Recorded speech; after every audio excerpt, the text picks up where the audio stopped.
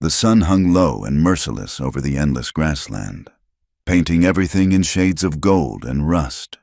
Sarah's bare feet bled against the rough earth, leaving crimson drops on yellowed stalks of prairie grass. Her dress, once the color of fresh cream, now hung in tatters around her bruised legs.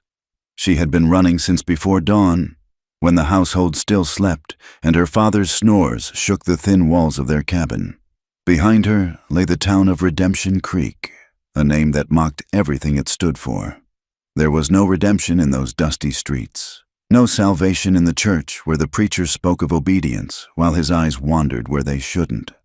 Her father had promised her to the blacksmith, a man whose fists were as hard as the iron he shaped, whose breath reeked of whiskey and whose temper flared quicker than forge fire. The wedding was to be tomorrow, or today. She had lost track of time in her desperate flight. Sarah pressed on. Though her legs trembled and her throat burned with thirst, the Nebraska territory stretched before her, vast and unforgiving. Hawks circled overhead, their shadows dancing across the waving grass.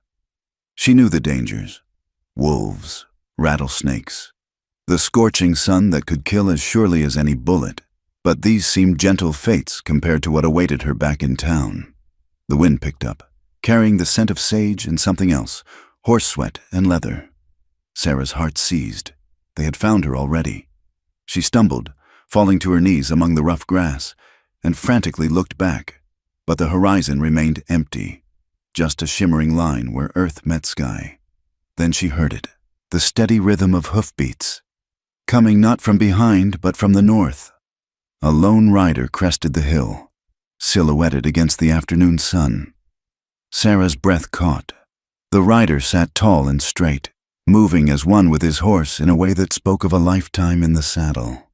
As he drew closer, she saw the long black hair flowing free, the decorated leather shirt, the proud set of his shoulders.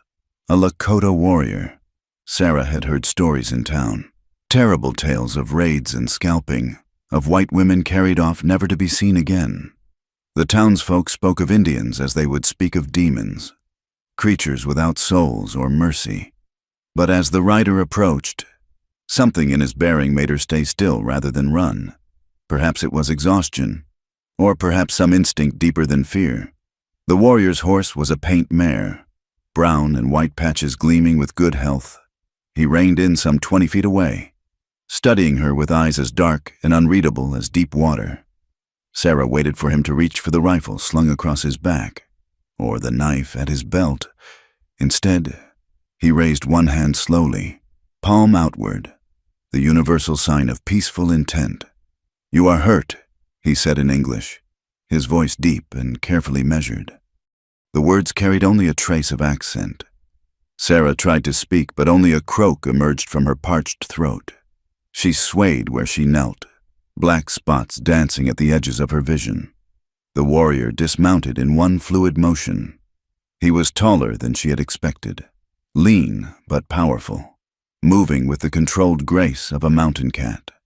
From his saddlebag, he produced a water skin. He approached slowly, as one might approach a wounded deer, and held it out to her. Sarah's hands shook as she took it. The water was warm but clean, and she drank greedily until he gently pulled it back. "Slow," he cautioned. "Too much will make sick." Up close, she could see he was younger than she'd first thought, perhaps 30 winters, with sharp cheekbones and a strong jaw. A thin scar ran from his left eyebrow to his hairline. His eyes, she noticed, held none of the cruel hunger she had grown accustomed to seeing in men's faces.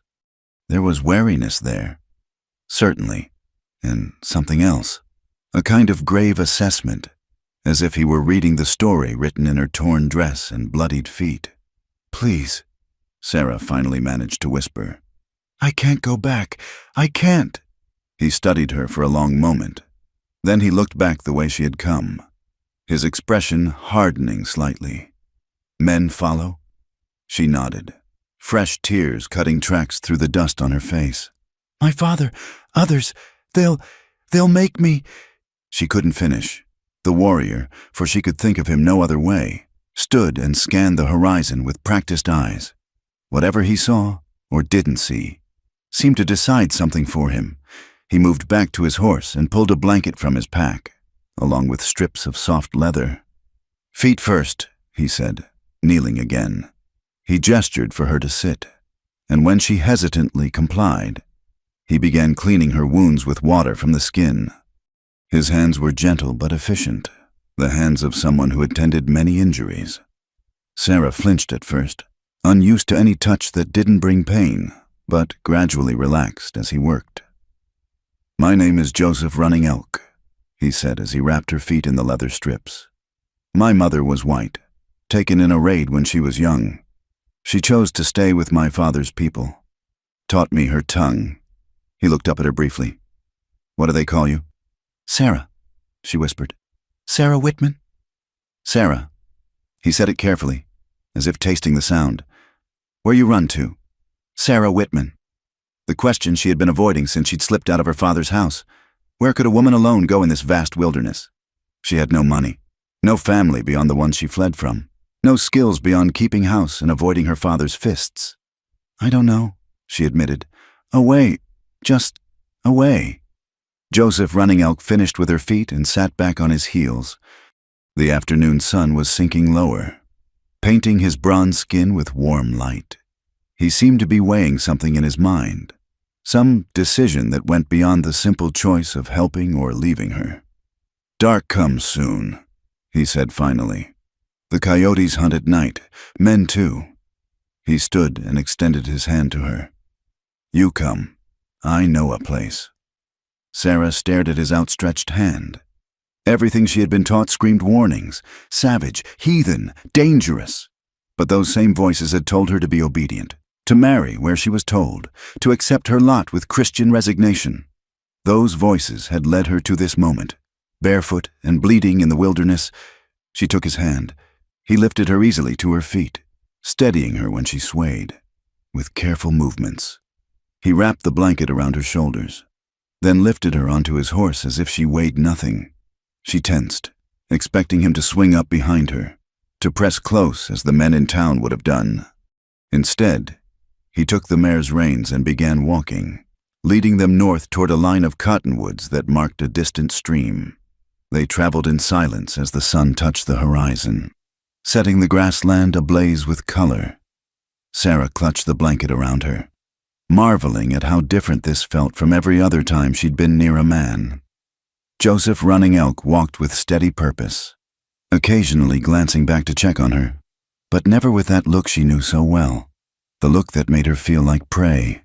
As purple twilight gathered, they reached the cottonwoods. A small stream gurgled between the trees, and in a sheltered bend stood a simple shelter made of bent saplings and hide. Joseph Running Elk helped her down from the horse, his touch brief and impersonal. "Rest," he said, gesturing to the shelter. "I make fire." Sarah limped to the shelter and collapsed gratefully on the buffalo robe spread inside. Through the opening, she watched him tend to his horse first, removing the saddle and brushing her coat with practiced strokes. Only after the animal was cared for did he begin gathering wood for a fire. The ordinary domesticity of it all, a man doing simple tasks as darkness fell, made her throat tight with unexpected emotion. When was the last time she had felt safe as night approached? When had darkness meant anything but dread? Soon a small fire crackled to life, casting dancing shadows on the cottonwood trunks. Joseph Running Elk disappeared into the darkness and returned with more water, fresh this time from the stream. He set a small pot over the fire and added strips of dried meat and some roots from his pack. "Eat, then sleep," he said, settling cross-legged on the other side of the fire. "Tomorrow we go to my people's camp. The women will give you clothes, proper ones for traveling." "Your people?" Fear crept back into Sarah's voice. "But I'm white. Won't they?" "My mother was white," he reminded her. "Now she is Lakota. It is not blood that makes family." Sarah pulled the blanket tighter. "I can't be anyone's family. I won't be owned again." For the first time, something that might have been a smile touched his stern features. Lakota women are not owned. They choose their path, their husband. They can divorce by putting a man's belongings outside the teepee. He stirred the pot with a wooden spoon. "You would learn our ways, heal, then choose what you wish. And if men come looking," his expression hardened again, "then they learn that Lakota protect those under their care."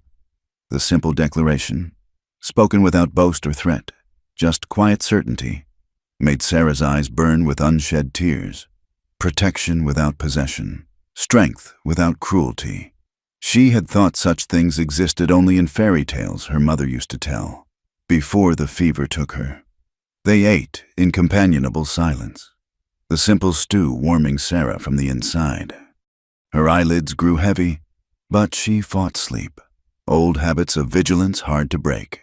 "Sleep," Joseph Running Elk said gently. "I keep watch. All night?" "All night." And so Sarah Whitman, who had not slept soundly in years, curled up on buffalo robes in a shelter of bent trees and hide, while a Lakota warrior sat silent by the fire. The vast prairie night sang around them, coyotes calling, owls hunting, wind whispering secrets through the grass. But for the first time in memory, these sounds brought no fear. She slept, and did not dream of tomorrow's wedding or her father's rage or the blacksmith's hard hands. She dreamed instead of running, but this time not away from something, toward something still nameless but shining with possibility, waiting somewhere beyond the horizon. Sarah woke to the sound of morning birds and the soft crackle of dying embers. For a moment, panic seized her. Where was she? Then memory returned. The flight, the warrior, the promise of safety. Through the shelter's opening, she could see Joseph Running Elk still sitting by the fire, his silhouette unchanged from when she'd fallen asleep. Had he truly kept watch all night? He turned at the sound of her stirring, and in the pale dawn light, she could see the weariness in his eyes, though his posture remained alert. "The stream is there," he said, pointing through the cottonwoods. "Clean yourself. I will not look." Sarah emerged from the shelter, testing her wrapped feet. They hurt, but the leather strips cushioned the worst of it. She limped to the stream, finding a secluded spot behind a fallen log. The water was cold enough to steal her breath, but she scrubbed away the dirt and dried blood as best she could, trying not to think about how vulnerable she was, alone and unclothed in the wilderness. When she returned, Joseph Running Elk had laid out items on a blanket: a leather dress, soft and worn from use, moccasins, and strips of cloth for her hair. "My sister's," he explained. "She has many. Will not mind."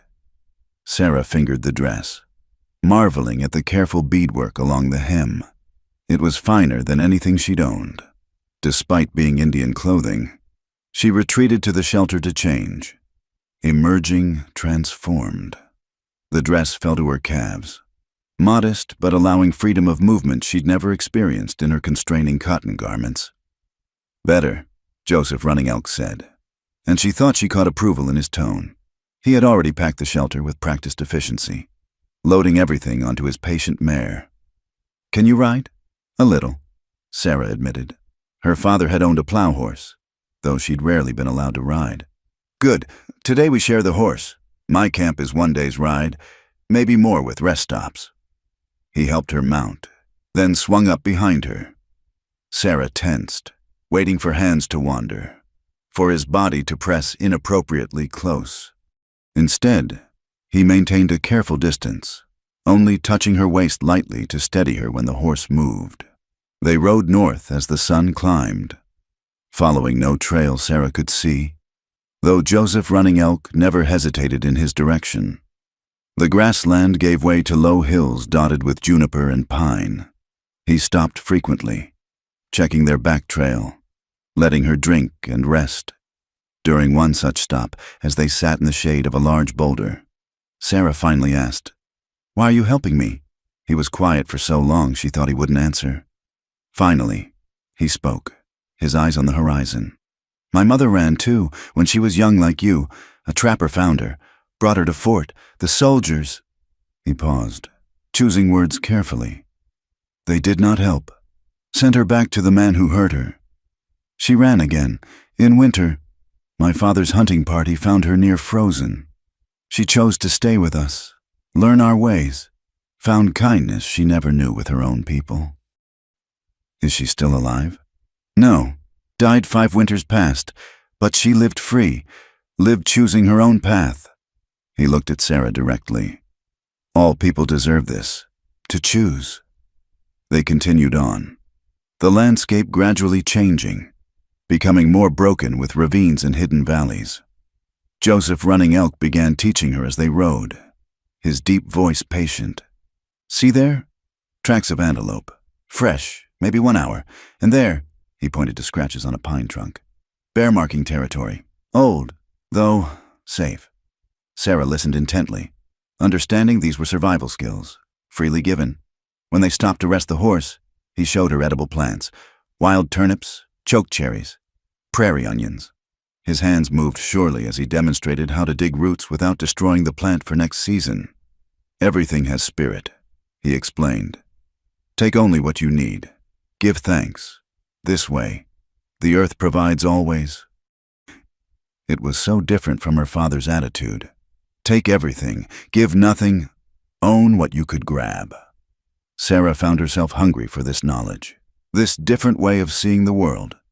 As afternoon shadows grew long, they entered a narrow valley between 2 hills. Joseph Running Elk suddenly held up his hand, pulling the horse to a stop. His whole body had gone alert, like a wolf scenting danger. What is it? Sarah whispered. Smoke, not cook fire, wrong smell. He dismounted silently, helping her down. Wait here, stay with horse. But Sarah had learned too well what happened to women who waited helplessly. I'm coming with you. He studied her face, then nodded once. Together they crept up the hillside, using juniper bushes for cover. Near the crest, Joseph Running Elk dropped to his belly, motioning her to do the same. They peered over. Below, in a small meadow, stood the burned remains of a wagon. Smoke still rose from the wreckage. Sarah's hand flew to her mouth, stifling a gasp. 2 bodies lay beside it, settlers, a man and woman, arrows protruding from their backs.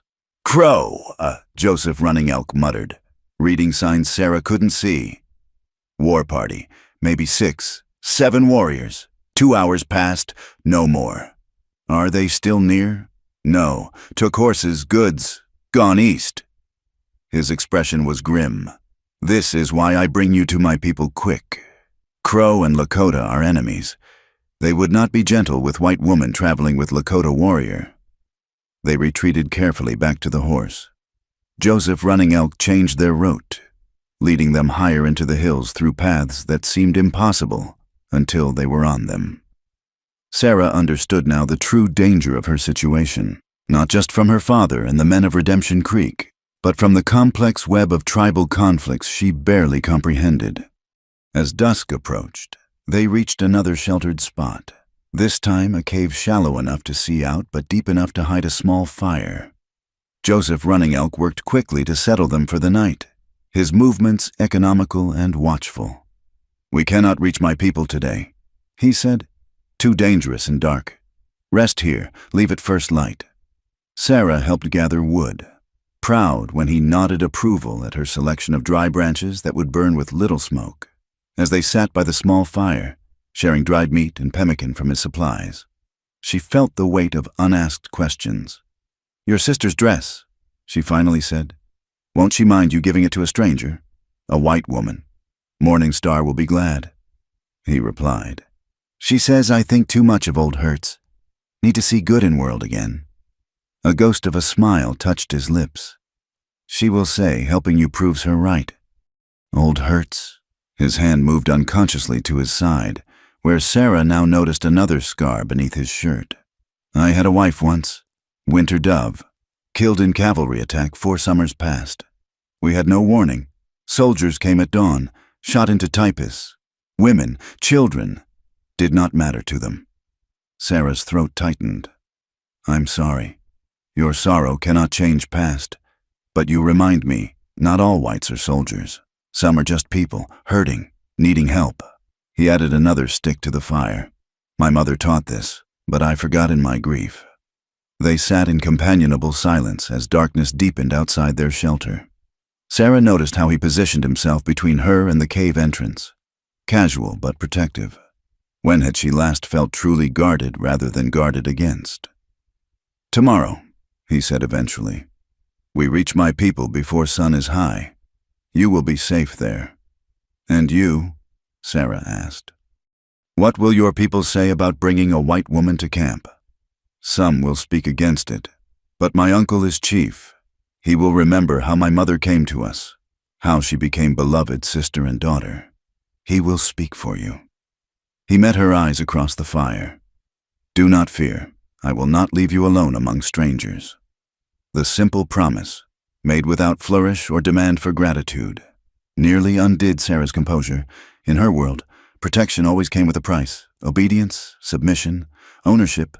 But this quiet warrior asked nothing except that she survive, that she choose her own path. "I don't know how to thank you," she whispered. "Live free," he replied. "That is thanks enough." As the fire burned low, Joseph Running Elk began to sing softly in his own language, a low, melodious chant that seemed to weave through the night air like smoke. Sarah didn't understand the words, but the tone was clear. A prayer, perhaps, or a warding against evil. She fell asleep to that ancient music, feeling for the second night in a row the impossible luxury of safety. Outside, the vast prairie darkness held its dangers: bears and wolves, crow war parties, her father's pursuit that would surely come. But inside this small circle of firelight, with this unlikely protector keeping watch, Sarah Whitman began to believe she might actually survive to see what choices tomorrow would bring. The last thing she heard before sleep took her was Joseph Running Elk adding wood to the fire, ensuring the light would last until dawn, a warrior's vigil, freely given, asking nothing in return. For the first time in her life, Sarah began to understand what honor looked like. The next days blurred together in a rhythm of survival and learning.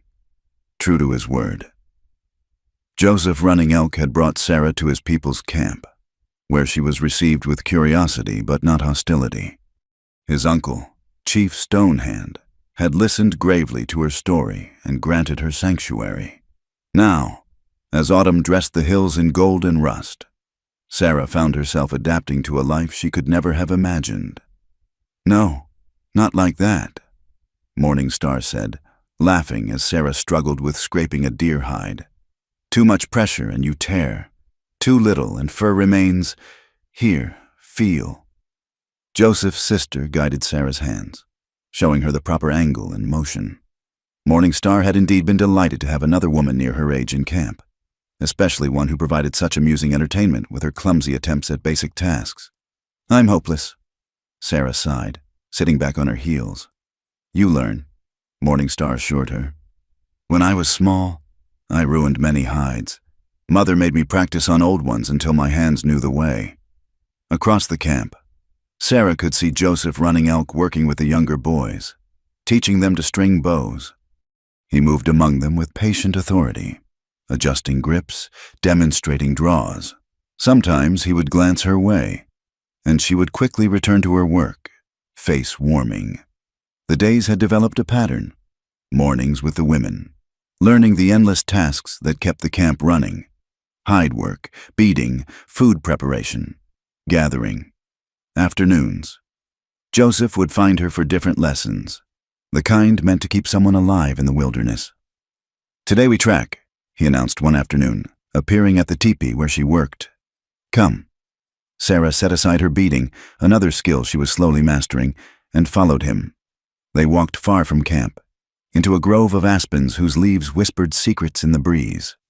"What do you see?" he asked, pointing to the ground. Sarah studied the earth carefully, remembering his previous teachings. "Deer tracks, but different sizes." "Good. What else?" She knelt, examining more closely. "The smaller ones are on top, so—" "A fawn following its mother." His approving nod made her ridiculously proud. "Yes, how long ago?" This was harder. She touched the edge of a track, feeling the moisture in the pressed earth. "Recent? The edges are still sharp. Maybe 2 hours. Good eyes." He moved forward, showing her broken twigs. disturbed leaves, all the small signs of passage she was learning to read. Why important to know this? To find game? Yes, but also to know who moves through your land. Animal, human, friend, enemy, all leave signs. They spent the afternoon tracking the deer, never intending to hunt, just following the story written in the earth. Joseph Running Elk was a different teacher than any Sarah had known. He never raised his voice, never showed impatience when she missed obvious signs. When she succeeded, his quiet approval meant more than any effusive praise. As they turned back toward camp, they came upon a creek swollen with recent rain. The crossing they'd used before was now a rushing torrent. "We go upstream," Joseph decided, but after walking a considerable distance, no better crossing appeared. "I can wade across," Sarah offered, though the water looked cold and swift. He studied the current, then her. "No, too dangerous. I carry you." Before she could protest, he had lifted her easily, one arm under her knees, the other around her back. Sarah went rigid, memories flooding back.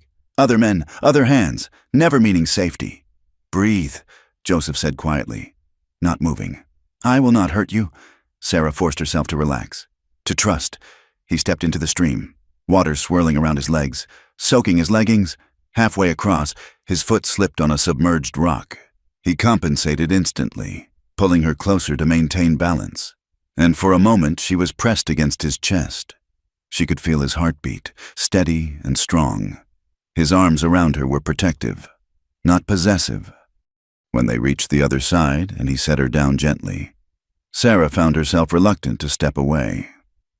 "Thank you," she managed, voice slightly breathless. Something flickered in his dark eyes, quickly hidden. "Come, camp is near." That evening, as Sarah helped serve the communal meal, she overheard two warriors talking. "Running Elk spends much time with the white woman," one said in Lakota, not knowing she had learned enough to understand basic conversations. "He remembers his mother," the other replied, "and perhaps it is time he looked beyond his grief for Winter Dove." Sarah kept her face carefully neutral, but her hands trembled slightly as she ladled stew. Later, sitting with Morning Star by their teepee, she couldn't help asking, "Your brother, he truly loved his wife?" Morning Star's expression softened. "Like the sun loves the sky. When she died, I thought he might follow her to the spirit world. For 2 seasons, he was like a ghost himself. Only duty kept him here."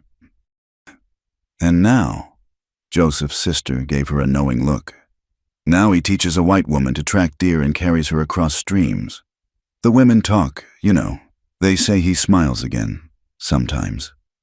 Sarah felt heat rise in her cheeks. "He's only being kind. He promised to keep me safe." "My brother does not make promises lightly," Morning Star said, "but safety and kindness, these are not why a warrior begins to sing again when he thinks no one listens." That night, unable to sleep, Sarah walked to the edge of camp where she could see the stars. The vast prairie sky still awed her, so different from the closed-in feeling of her father's house. She wasn't surprised when she heard quiet footsteps behind her. "Cannot sleep?" Joseph asked, coming to stand beside her. Too many thoughts. They stood in comfortable silence, watching the stars wheel overhead. Finally, he spoke. "You are different now, stronger." "I'm learning," Sarah said, "though I'll never be truly Lakota." Being Lakota is here."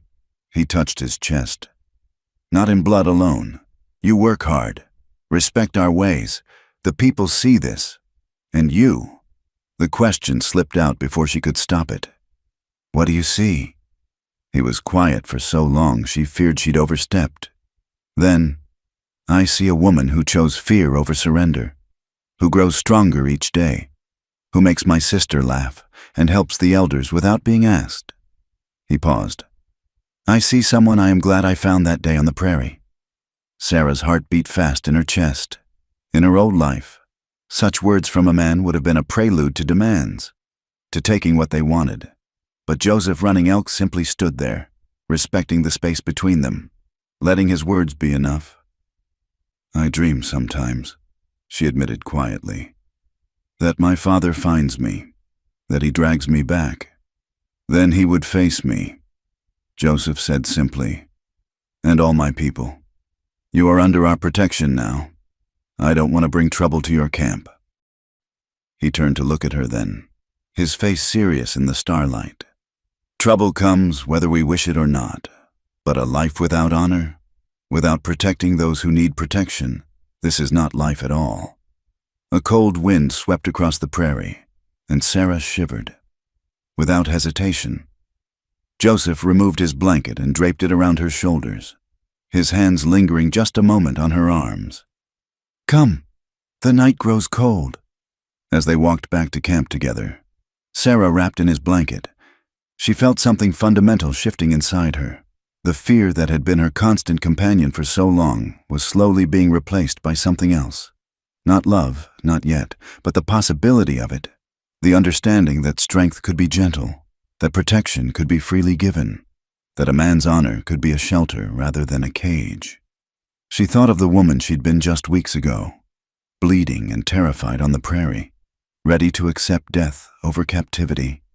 That woman could never have imagined this, walking safely through the darkness with a warrior who had shown her more respect in a few weeks than she'd known in a lifetime. Joseph, she said softly as they reached the camp's edge. He paused, looking at her with those deep, patient eyes. Thank you for everything.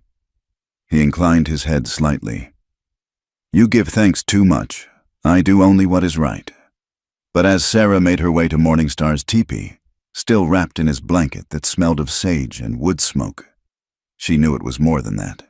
In choosing to help her, to teach her, to stand between her and harm without asking anything in return, Joseph Running Elk had shown her something she'd never believed existed, that there were still good men in the world, men who understood that true strength lay not in taking, but in protecting.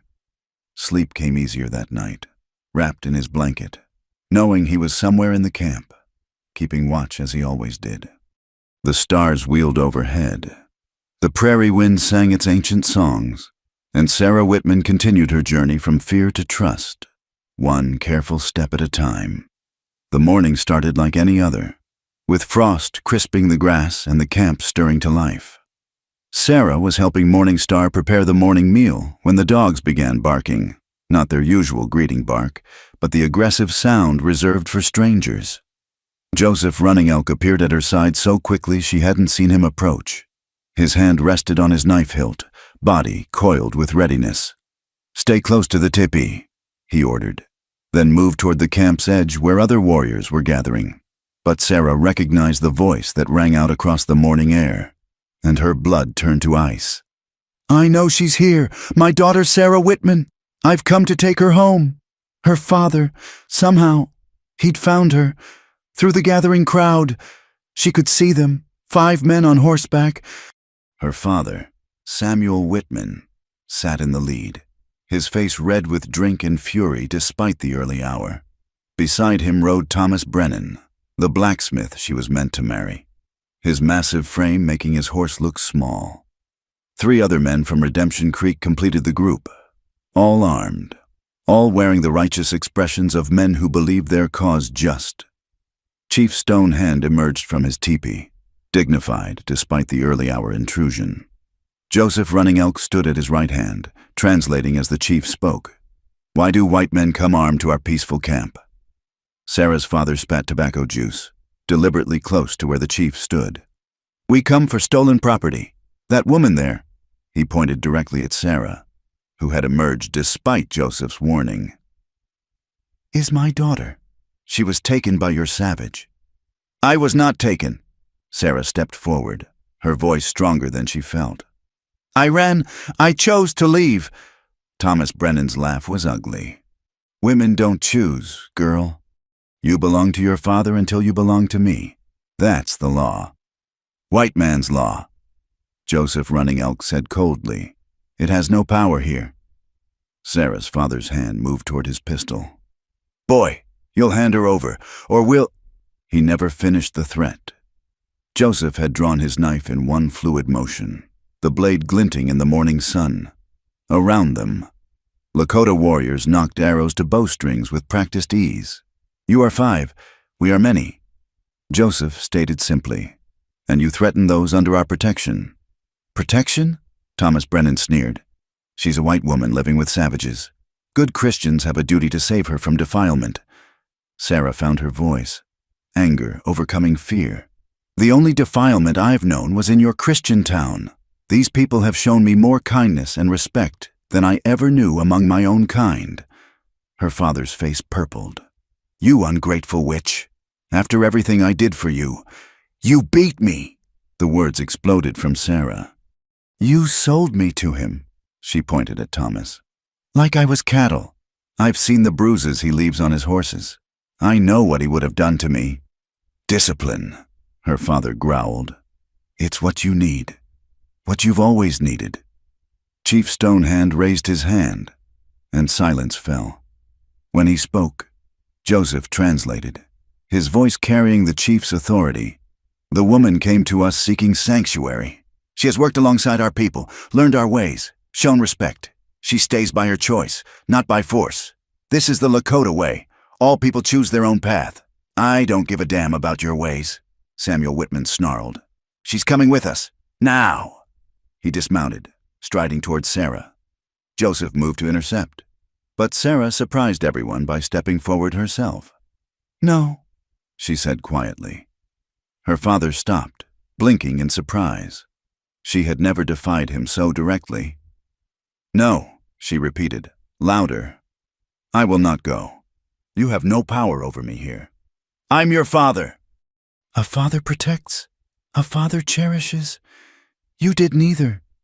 Sarah's voice grew stronger with each word. "I choose to stay with people who understand honor." Samuel Whitman's face contorted with rage. He lunged forward, hand raised to strike, but Joseph Running Elk was faster. He caught the older man's wrist, holding it immobile with seemingly effortless strength. "You will not touch her," Joseph said, each word precise as a blade. "Not here, not ever again." For a moment, the two men stood frozen, a tableau of old world meeting new. Then Thomas Brennan made a fatal error, seeing his promised bride defended by an Indian. His own rage boiled over. He drew his pistol. The twang of bowstrings filled the air. Thomas's hat flew off, an arrow having passed close enough to part his hair. His horse reared, nearly unseating him. More arrows thudded into the ground at the horse's feet, making them dance nervously. "The next ones do not miss," Chief Stonehand said calmly. Joseph translating, "Leave, now, do not return." Sarah's father wrenched free of Joseph's grip, backing toward his horse. "This isn't over. I'll be back with the cavalry. They'll burn this whole camp to get her back. Then they will find nothing." Joseph replied, "We move like the wind. White man, your soldiers are slow and loud. We hear them coming for miles." "You're making war on the United States," one of the other men shouted. Morningstar stepped forward then, her English careful but clear. "We make war on no one. We protect a woman who asked for help. If this is crime in your world, then your world is broken." The standoff stretched taut as a bowstring. Sarah could see her father calculating odds, but even his whiskey-soaked brain could count. 5 men against 30 warriors, all with arrows aimed. "Get on your horse, Samuel," Thomas Brennan growled, holstering his pistol with obvious reluctance. "We'll handle this proper, through the law." As the men mounted, Sarah's father locked eyes with her one last time. "You're dead to me, girl. You hear? Dead. You've chosen these heathens over your own blood. I've chosen freedom over slavery." Sarah replied, "I've chosen respect over fear. If that makes me dead to you, then I've been dead a long time already." The 5 men wheeled their horses and galloped away, dust rising in their wake. The warriors kept their bows drawn until the riders disappeared over the horizon. As the crowd dispersed, Sarah found herself shaking, delayed reaction setting in. Joseph's hand touched her elbow gently. "You were brave," he said. "I was terrified. Courage is not absence of fear. It is acting despite fear." He studied her face. "Your father, he will try again." "I know." Sarah looked around the camp that had become her haven. "I've brought danger to your people. Perhaps I should go." "No." The word was sharp, immediate. Joseph caught himself, speaking more softly. "No, running is finished. You stand and fight now.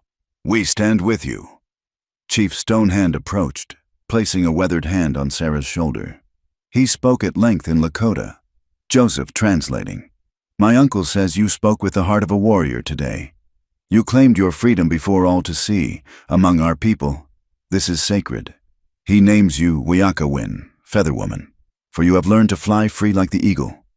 Tears blurred Sarah's vision. A name, her own name, chosen not given, earned not imposed.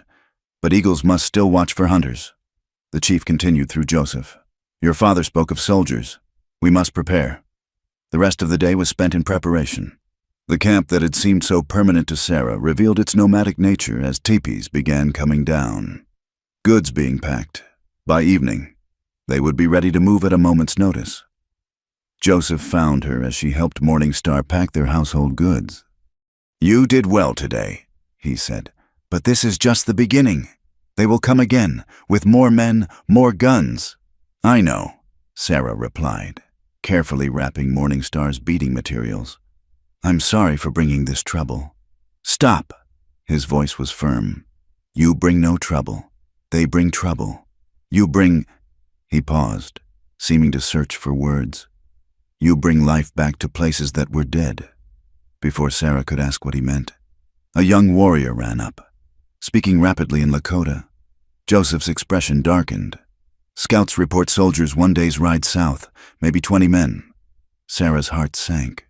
So soon, her father must have gone straight to the fort, spinning tales of kidnapped white women to inflame the cavalry's sense of duty. "What will we do?" Joseph smiled then, a warrior's smile that transformed his usually serious face. "What Lakota always do. We disappear like smoke, let them chase ghosts across the prairie." That night, as the camp prepared for movement, Sarah worked beside the women with new understanding. She wasn't just learning skills anymore. She was part of something larger, a people who valued freedom above all else. Her father thought to cage her again, but he didn't understand. She had tasted independence, felt the respect of being treated as a person rather than property. The stars were bright overhead as Joseph came to walk with her one last time before the move. "Are you afraid?" he asked. Sarah considered. "Yes, but it's different now. Before, I feared the cage. Now I fear losing my freedom. It's a better fear. I think one worth facing." He nodded approval. "Tomorrow we go north, into the sacred hills. Soldiers do not follow there. Too easy to ambush. Too hard to track. You will be safe." "We will be safe," Sarah corrected. "I'm not separate anymore. Your people's danger is mine." In the darkness, she felt rather than saw his smile. "Wiakawin, yes. You understand now." As they stood together under the vast prairie sky, Sarah knew the coming days would test her newfound courage, but she also knew she would not face them alone. Behind her stood a people who understood that freedom was worth any price, and beside her stood a warrior who had shown her that strength and gentleness could live in the same heart. Let them come, she thought. Let them all come. They would not find the frightened girl who had fled Redemption Creek.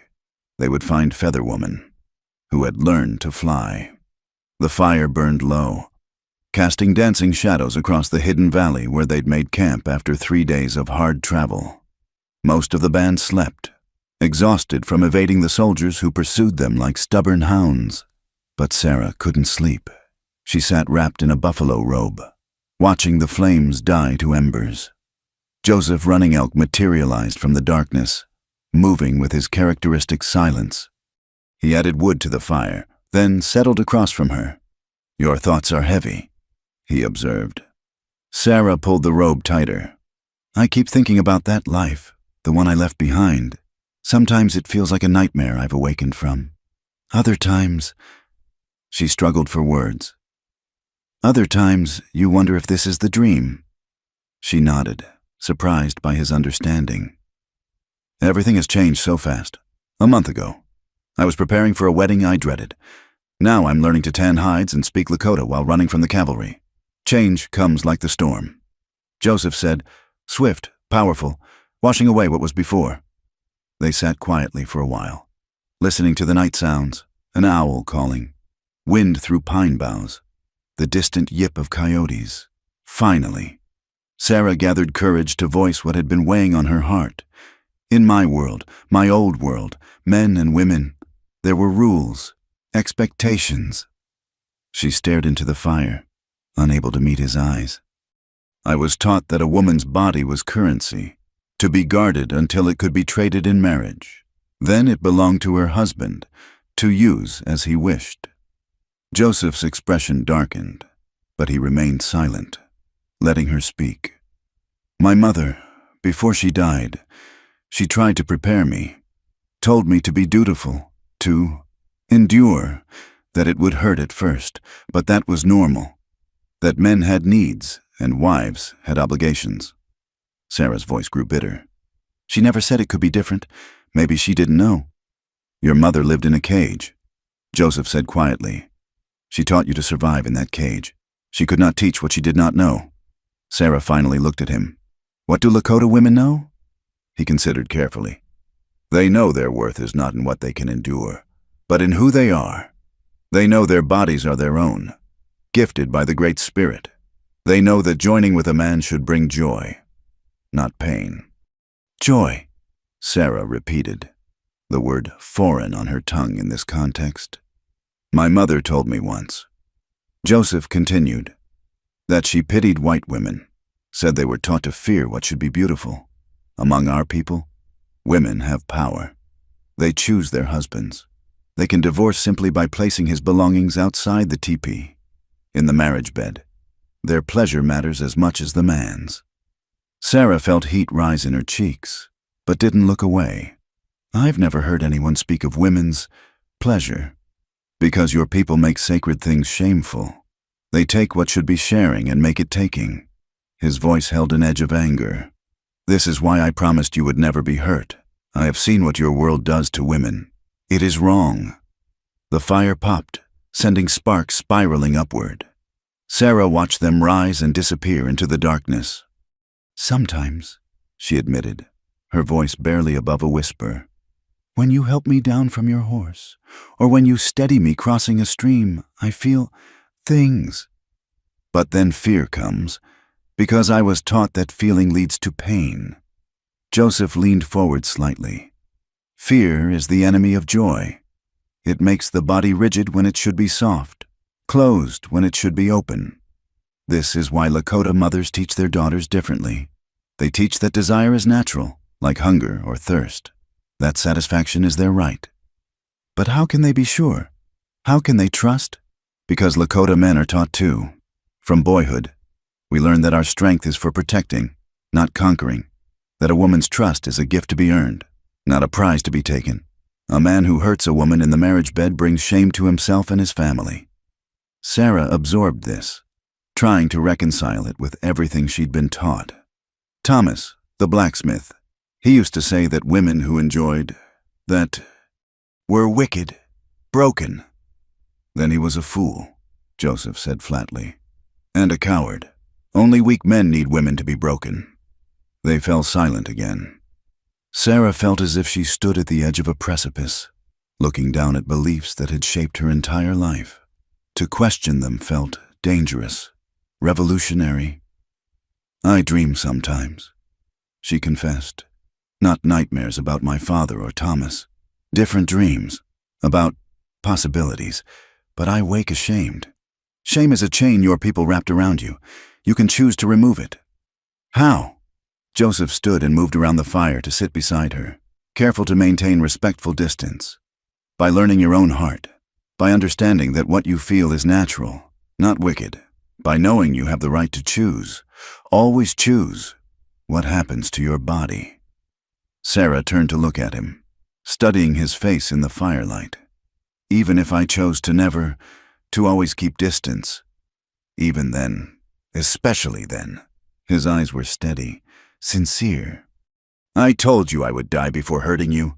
This includes hurting your spirit by pushing past your boundaries. But you're a man. Don't you have needs? The word tasted bitter, carrying all the weight of her father's teachings.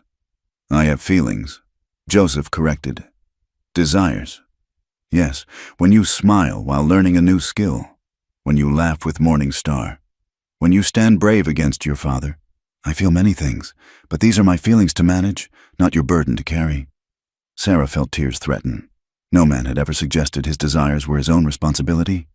In my old life, she said slowly, I was taught to make myself small, quiet, accepting, to never want, only to be wanted, to never choose, only be chosen. But here, she gestured at the camp around them. Here I learned to track deer and tan hides. I have a name I earned. I speak my thoughts without punishment. You are becoming who you always were. Joseph said, not changing, uncovering. And if what I uncover surprises me, frightens me, then you face it with courage, as you have faced everything else. He paused, then added quietly, and you are not alone in facing it. Sarah felt something shift inside her chest, like ice beginning to crack under spring sun. When you carried me across that swollen creek, I felt safe, not just from drowning, safe from everything. I'd never felt that before with a man. This is as it should be. A man's arms should be sanctuary, not threat. Your wife, Winter Dove, she knew this? This safety? A sad smile touched his lips. Yes, she was fierce in her own right, afraid of nothing. But in my arms, she could be soft. She said it was like being held by the mountain, strong, steady, unchanging. You must miss her terribly. I do. But grief is not a cage either. It is a season that passes. He looked at her directly. She would have liked you, would have said you have the heart of a warrior struggling to break free. The fire had burned low again. Around them, the camp slept peacefully, secure in their hidden valley. Tomorrow would bring more flight, more uncertainty. But tonight, in this moment, Sarah felt something she'd never experienced, the possibility of healing. I'm afraid, she admitted, not of you, of myself, of discovering I'm not who I was taught to be. This is wisdom, not weakness. Change requires courage. Joseph stood, preparing to return to his guard post. But know this, Wiaka win, whatever you discover about yourself, you remain under my protection. Whatever you choose or do not choose, you are valued here. As he walked away, Sarah called softly, Joseph? He turned. Thank you for seeing me as more than something to be owned or fixed or saved. You were never broken, he replied. Only caged, and cages, no matter how strong, cannot hold an eagle forever. Alone again by the dying fire. Sarah sat with her thoughts. The conversation had opened doors she'd kept locked for so long. Behind them lay possibilities she'd never dared imagine. That her body could be her own. That desire wasn't sin. That she had the right to want and choose and feel. It terrified her. It exhilarated her. In the distance, a wolf howled, answered by another. Even predators, she realized, sang to their mates with tenderness. The natural world knew nothing of shame, only connection. She thought of Joseph's steady eyes, his careful distance, his promises that asked nothing in return. Thought of how different it felt to be protected rather than possessed. For the first time, she began to understand that when he'd whispered, I'll die before I hurt you, he hadn't just meant physical pain. He meant he would never cage her spirit again. As the stars wheeled overhead and the fire died to glowing coals, Sarah Whitman, Wiaka Win, felt the first stirrings of what freedom might truly mean. Not just escape from her father's house or Thomas's fists, but liberation from the chains wrapped around her mind and heart. Tomorrow she would run again, flee the soldiers who sought to drag her back to that old life. But tonight, she had taken the first steps on a different journey, toward healing, toward trust, toward the possibility that joy might exist where she had only known fear. The owl called again, and this time, it sounded like a blessing. The storm struck without warning, as prairie storms often did. One moment the sky was clear, the next, Black clouds rolled in like an avalanche, bringing sheets of rain and violent wind. The band had been traveling through a narrow canyon when the deluge hit, turning the dry creek bed into a raging torrent. "To high ground!" Chief Stonehand commanded, but the chaos of wind and water swallowed his words. Sarah clung to her horse as it struggled against the rising water. Through the driving rain, she could see families scattered, children crying, everyone fighting toward the canyon walls. Then she heard it, a rumbling that wasn't thunder. "Flash flood!" Joseph's voice cut through the storm. He was suddenly beside her, reaching for her horse's reins. "The canyon will fill! We must—" His words were cut off by shouting from behind. Through the rain, Sarah could see them, mounted soldiers, appearing like specters at the canyon's mouth. They had tracked the band after all, choosing the storm as cover for their ambush. There, the white woman! She recognized Thomas Brennan's voice, carrying over the storm. Everything happened at once. The floodwaters surged higher. Gunshots cracked through the air. Joseph's horse screamed and went down, throwing him into the churning water. Without thinking, Sarah slid from her own mount and plunged after him. The current was brutal, slamming her against rocks, filling her mouth with muddy water. But she had learned to swim in the creek near her childhood home, one of the few freedoms she'd stolen for herself. She fought the current, searching desperately until she saw him struggling to stay afloat, his left arm hanging uselessly. "Joseph!" She managed to grab his good arm, using the current to push them toward a cluster of boulders. They hauled themselves up, gasping, as chaos reigned around them. The soldiers had dismounted, taking cover behind rocks, exchanging fire with the Lakota warriors who had managed to find high ground. But the storm was the greater enemy. Sarah watched in horror as a wall of water crashed through the canyon, sweeping away horses, supplies, everything in its path. "Your arm," she said, seeing blood seeping through Joseph's shirt. "Bullet grazed it. I've had worse." He was scanning the canyon walls. "There, a deer trail. Can you climb?" Sarah nodded, though the path he indicated looked impossibly steep. They began to climb, helping each other over the slick rocks. Below, the battle continued sporadically, but the flood was forcing both sides to seek survival over conflict. They had climbed perhaps 50 feet when Thomas Brennan appeared above them, having found another route. His face was twisted with rage and something else, a possessive fury that made Sarah's blood cold. "Gotcha now, girl," he snarled, raising his rifle. Joseph moved to shield Sarah, but his wounded arm made him slow. The gun's barrel swung toward them. Sarah didn't think. Her hand found a rock and she threw it with all the accuracy Joseph had taught her while hunting. It struck Thomas squarely in the temple. He staggered, his shot going wild, and then his foot slipped on the wet stone. For a moment he teetered on the edge, arms windmilling. Then he fell backward with a scream, disappearing into the roiling waters below. Sarah stared at the spot where he'd vanished, shocked by her own actions. Joseph's good hand found her shoulder. "You saved us," he said simply. "Come, we must keep climbing." They reached a shallow cave halfway up the canyon wall just as exhaustion overtook them.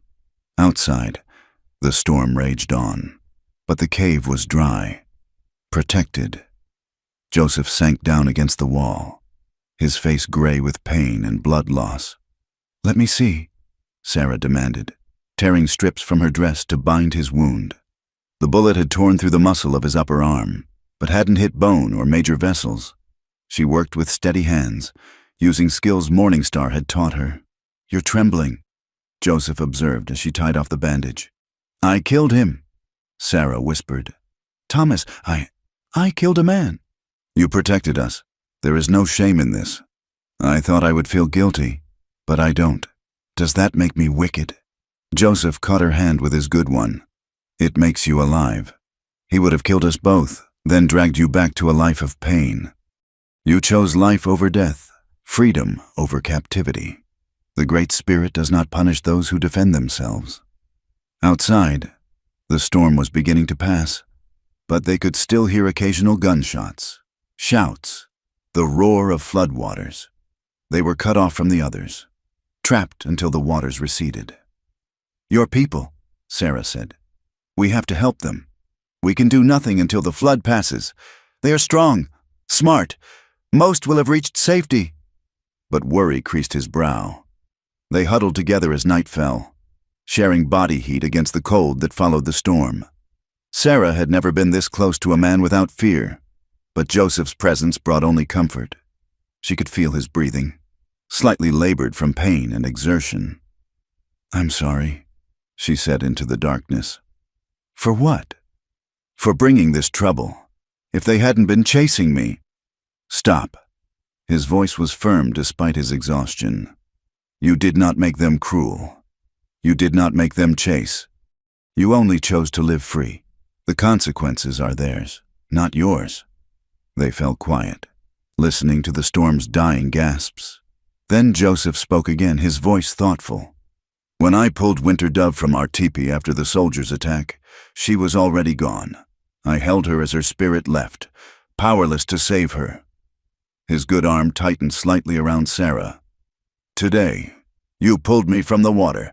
You fought for my life. This helps heal something I thought would never mend." Sarah turned to look at him in the dim light. "You've saved me countless times. And now we save each other.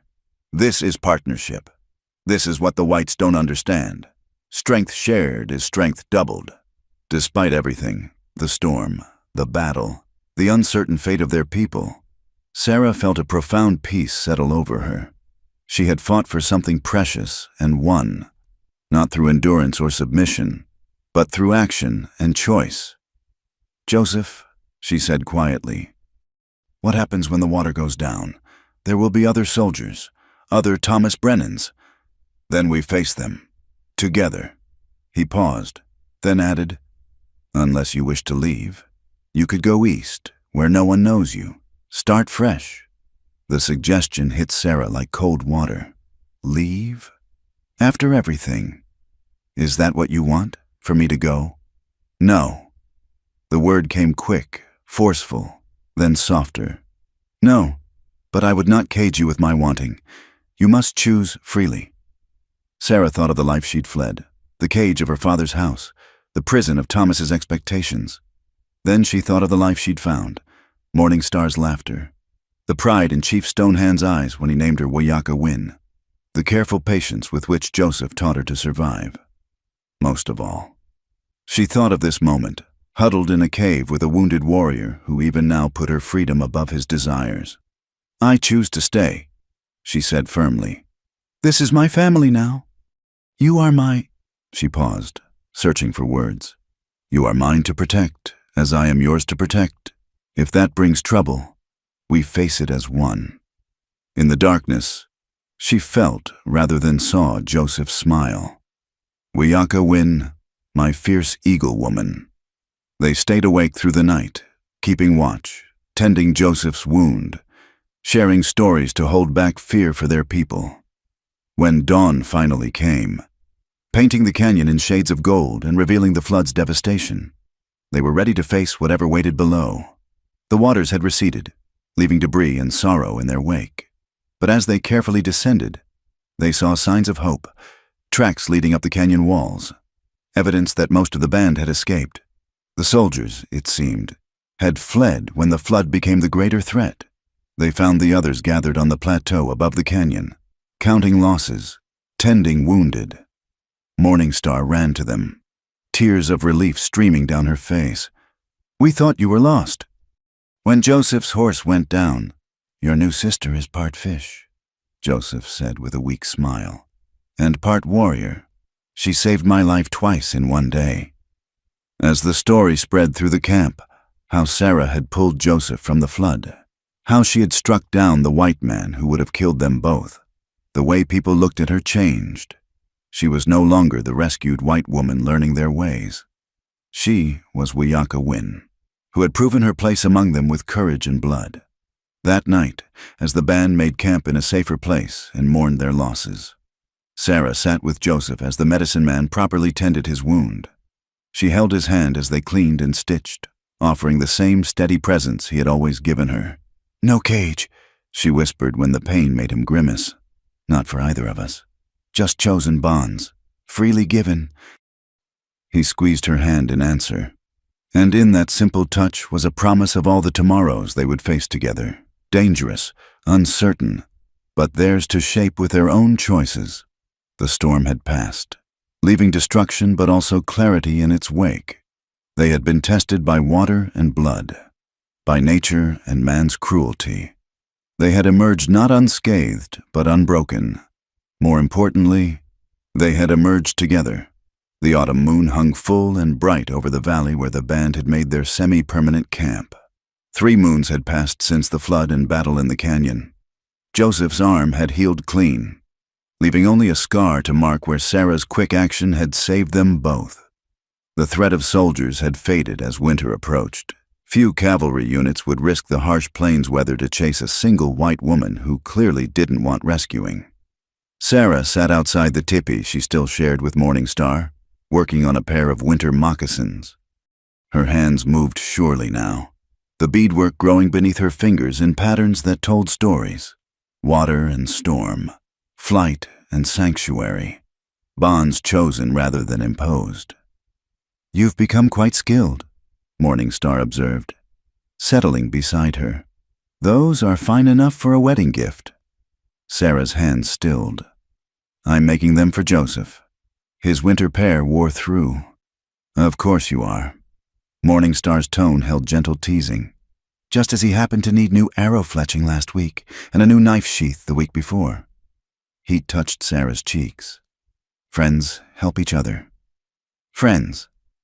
Morningstar laughed. Is that what you call it when he watches you like the sunrise? When you forget words mid-sentence if he walks by? Sarah focused intently on her beadwork.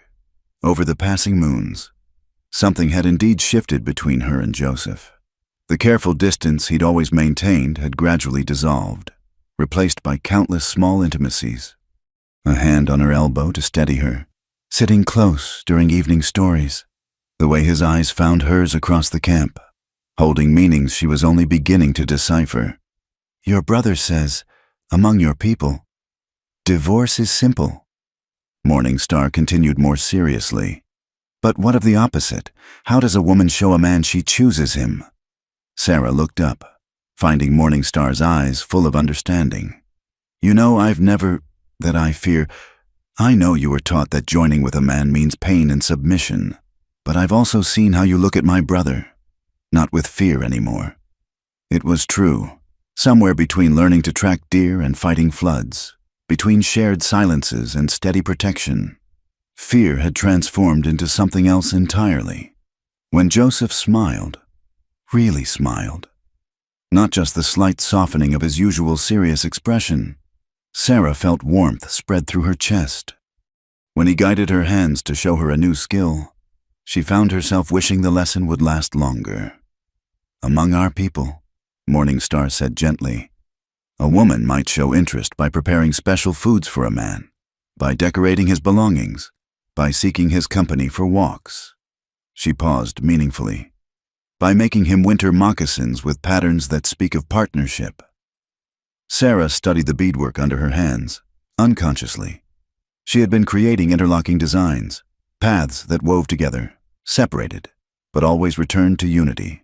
That evening, as the camp settled into nighttime routines, Sarah found herself walking toward the grove where Joseph often went to think.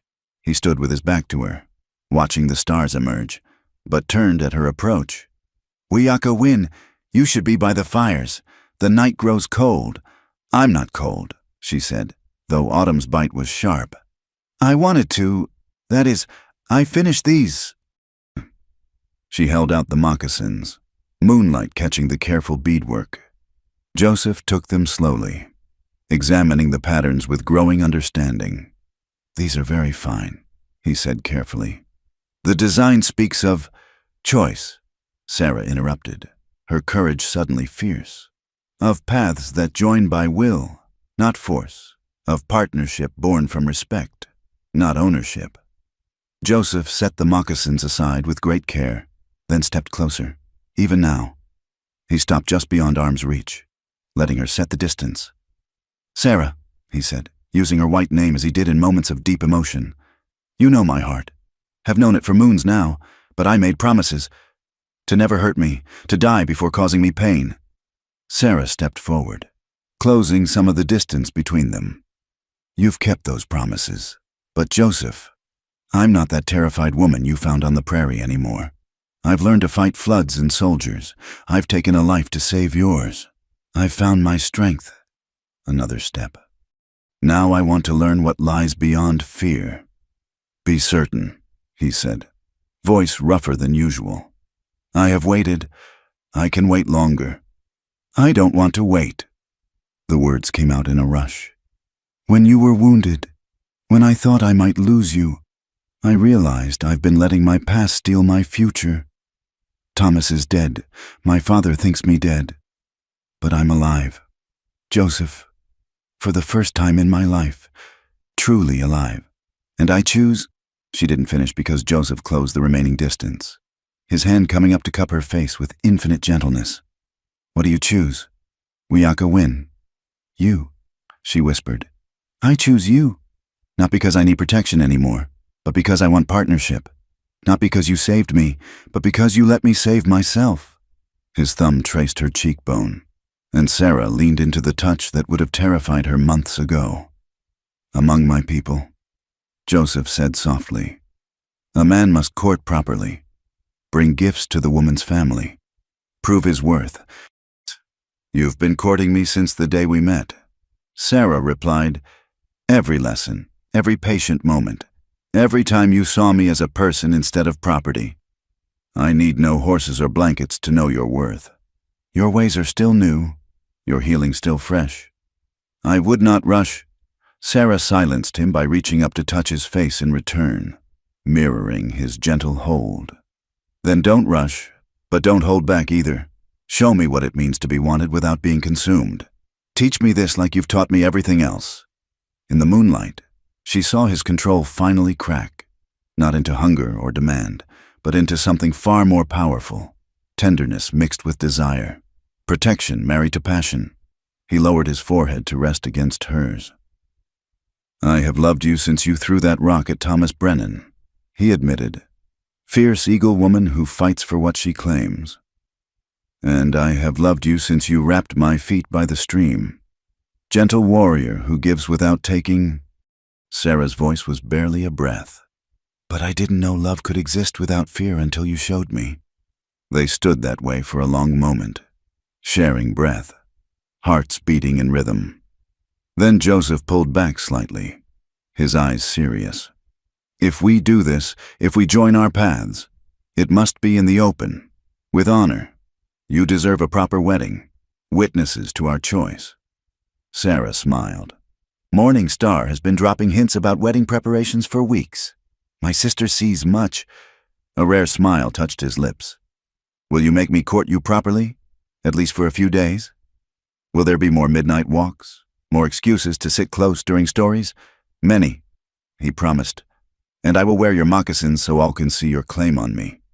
Good, Sarah said firmly. Because I find I'm quite possessive of what I choose freely. He laughed then, a sound she'd rarely heard, rich and full of joy. As am I, but possessive like the eagle with the sky, not seeking to cage, but to soar together. They walked back to camp hand in hand, a simple touch that spoke volumes. Warriors nodded approval. Women smiled knowingly. Morning Star actually clapped her hands in delight. That night, Sarah lay in her buffalo robes, not yearning for something out of reach, but anticipating something approaching. Outside, she could hear Joseph's voice among the men, probably enduring good-natured teasing about the moccasins he wore. She thought of the girl she'd been, terrorized by the very idea of a man's touch, convinced that intimacy meant pain, that love was just another word for ownership. That girl still lived inside her, would always be part of her story. But she no longer ruled Sarah's choices. Tomorrow, Joseph would probably bring her father a horse. Chief Stonehand had taken that role, having no use for the horses but understanding the ceremony's importance. There would be feasting, Celebrating the joining of two paths that had already grown so intertwined it was hard to see where one ended and the other began. But tonight, Sarah simply held the knowledge close to her heart. She had chosen love over fear, trust over terror, and somewhere in the camp, a Lakota warrior wore moccasins that declared to all who could read the signs, "This woman claims this man.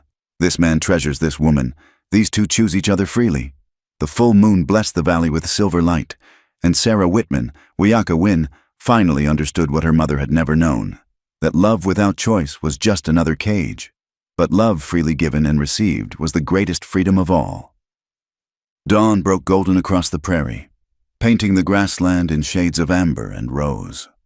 Sarah stood at the edge of camp, wrapped in the wedding blanket Joseph's grandmother had woven decades ago. The ceremony had been simple yet profound, Chief Stonehand speaking words of binding while they stood before the sacred fire, the whole band witnessing their choice to walk as one. Now, as the camp stirred to life on this first morning of their married life, Sarah watched the sun rise with new eyes. Joseph emerged from their teepee, their own dwelling now, raised by the community as a wedding gift. He moved to stand behind her, wrapping his arms around her, enfolding her in warmth and safety. "No regrets?" he asked quietly, his breath warm against her ear. Sarah leaned back into him, marveling at how natural it felt, only that it took so long to get here. The night had been a revelation, true to every promise. Joseph had been endlessly patient, endlessly gentle. Where she had expected pain, she found tenderness. Where she had feared demand, she discovered giving. He had read her body like he read trail signs, attentive to every response, ensuring her comfort before seeking his own satisfaction. For the first time, Sarah understood what her mother had never known, that intimacy could be a conversation, not a conquest. The scouts report buffalo moving south. Joseph said, "The band will follow. It means leaving this valley." "Then we go." Sarah replied simply, "Home isn't a place anymore. It's wherever we stand together." He turned her in his arms, studying her face in the morning light. "You've changed so much from the frightened woman I found." "No," Sarah corrected. "I've become who I always was, beneath the fear.